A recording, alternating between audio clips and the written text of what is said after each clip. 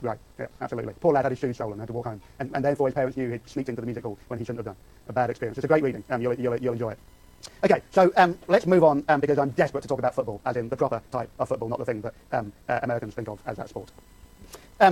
So the one example I'm going to give about a new type of mass culture is organised sport. And the reason why I want to do that is because I want to show you the way in which these new types of entertainment become increasingly organised and institutionalised. Now, the game of soccer has a... I'm sorry, I just became American. But bear with me, my American self is now going to talk about soccer Okay.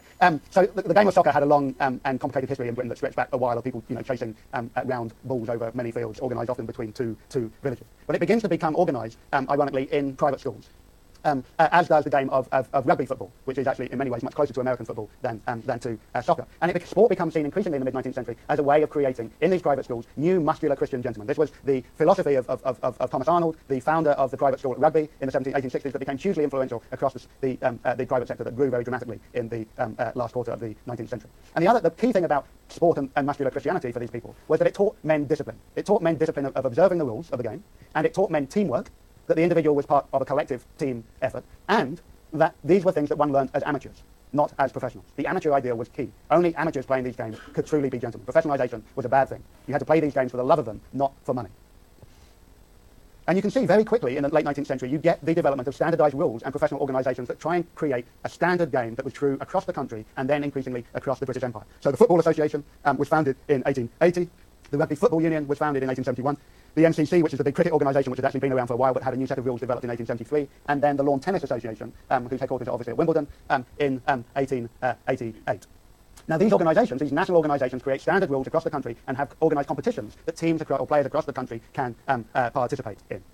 And it isn't an accident that in soccer teams, and indeed in some rugby teams, emerged out of either school organisations or in soccer teams out of works organisations. So if any of you are fans of Arsenal, for instance, who are playing Bayern Munich, in fact the kickoff is probably in about 20 minutes in the Champions League, if any of you are interested, someone can tell me the score at the end of the lecture, is the Arsenal team emerged out of the big munitions factory at the Royal Arsenal Woolwich factory in 1886. I'm not sure that I have time to show you this, but I'm going to do it anyway. This is a game between Sheffield United and Bury, again from these Mitchell & Kenyon films in 1902. And the thing that I want to show you... This film is one of the most stunning in terms of quality in the entire Mitchell & Kenyon collection. It opens with a magnificent one-minute pan shot of the crowd at Bramall Lane, where a sea of faces stare back towards the camera. No woman's present in the crowd, possibly as this was the standing area. The scene conjures up J.B. Priestley's description of the terraces as a place where you became a member of a new community, all brothers together for an hour and a half.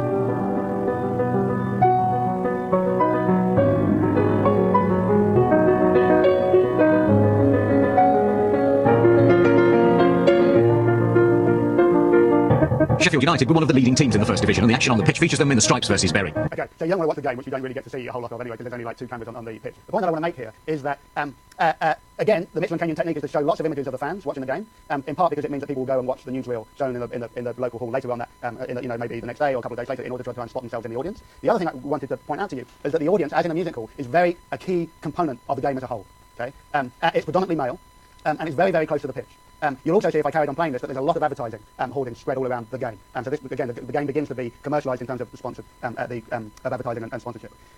Even though the fans are a key part of the game and are incorporated into the reporting of it in ways that doesn't really happen anymore, where the focus is much more on the game and the players, what I'm suggesting to you is that here again you can see this new culture of spectatorship. People are now not necessarily playing football, they're going to watch it and pay to watch it commercially and to take their place in the audience as spectators, just as they did in the musical. Okay, so the last point that I wanted to make about this transformation of popular culture is of the importance of the empire and of immigrant cultures on national popular culture. But before I do that, I wanted to emphasise one thing, which is that I don't want you to come out of this lecture thinking, oh, by 1914 Britain has a national mass popular culture. Okay? Local differences continue to be hugely important in Britain. And one of the best illustrations of that is the persistence of local dialects and of local accents. Almost all Americans who travel around the UK are struck by how people sound very different in different regions of the country. For a very small island, it has an enormous degree of linguistic diversity. And that linguistic diversity doesn't simply get flattened out. It's often assumed that after the introduction of national education in the 1870s and 1880s, local dialects appear to decay. That's not the case. We know, for instance, from the early sound recordings of politicians in the 20th century, that politicians spoke with a whole range of different types of accents. And that continued to be the case really until quite late into the 20th century. It's also the case that local dialects, as you saw in that postcard, are often transcribed into print culture. So in fact, there's even a new genre of dialect poetry that becomes very big in the 1870s and 1880s. So national education and national print culture and national popular culture doesn't flatten out necessarily all local differences. Nonetheless, popular culture in Britain does also become increasingly imperial in form and scope. increasingly the empire becomes incorporated into popular culture. It does that partly because of the absolute prevalence of imperial goods that people bought, as in this brand of Empire Tea, the marketing of Empire Tea that you see behind me, but also in the creation of new types of holidays, as in the creation of a new public holiday called Empire Day in May 1896. Also in terms of the celebration of big imperial victories, of wars that were won, etc., etc.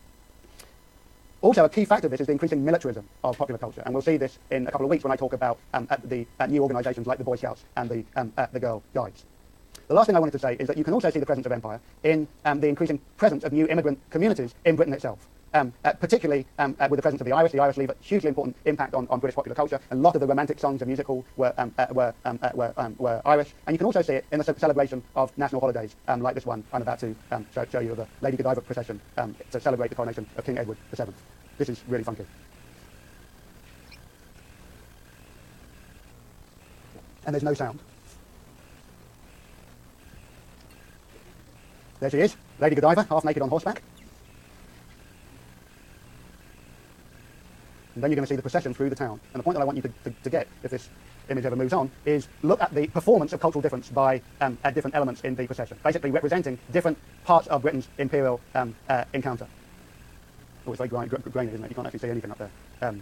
This is a procession that restages British history and has a whole series of floats and sections from South Africa, from India, from East Africa, and so forth, including, and I don't have time to show you, including a bunch of locals all done up in blackface to represent some group of colonial subjects.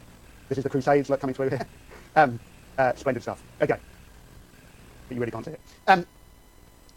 Okay, so let me wrap up. Does anyone have any questions before I stun you with some final concluding thoughts? Yes. I love the Joy Division t-shirt.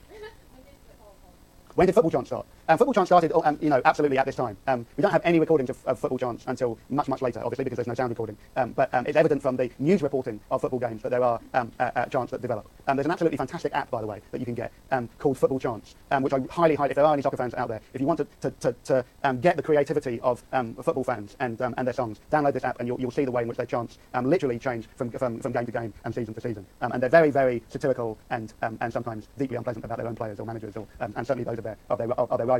One of the key things I didn't say about soccer, of course, is that a lot of it was based upon confessional rivalries or ethnic rivalries. So Liverpool and Everton, both from the city of Liverpool. Everton is a Protestant team, Liverpool is a Catholic team. The same is true of Manchester United and Manchester City. The same is true of Glasgow Rangers and Celtic. Okay, these religious differences were very, very profound and marked, and that's why there was a deep history of violence between those supporters of those teams. But my very first night in Manchester as an undergraduate student, I went out to the pub because I was over 18, and there'd been a game that day, I think, between City and United, and someone came up to me and said, "Are you a red or are you a blue?" It's like a 50-50 chance. If you get it wrong, you're going to get beaten up. So I didn't answer, I just ran. So the old disorderly nature of British popular culture hasn't been entirely cleansed, despite the forms of moral and national reform that it has been subjected to for now 2 centuries. So just to very briefly recap, what I've been suggesting to you today is that it's in this period, and particularly in the second half of the 19th century, that we see something that looks to us as a modern form of popular culture. The forms of that culture look distinctly modern.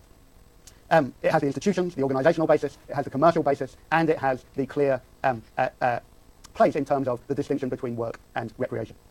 And it has these new spaces that are designed for its propagation and conduct. But what I've also been trying to suggest to you is that process of reform, as in with all the processes of reform that I've been talking about these last few lectures, was very gradual and uneven. That there was a good deal of continuity from that old customary culture, even as it was being busily reformed by moral and rational reformers. And that these things that we now take for granted, like you can't have like at the moment, one of the big things that's going on in Britain is the FA Cup, the Football Association Cup, which is the world's oldest knockout cup competition.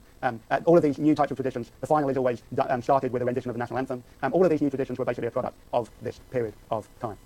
The last point I've been trying to make to you is that I want you to be very clear that these new forms of popular culture were not simply about fun and entertainment. They had to be, in important ways, in order for people to make money out of them. Okay? The commercial imperative would not have worked had people not wanted to consume these new forms of popular culture.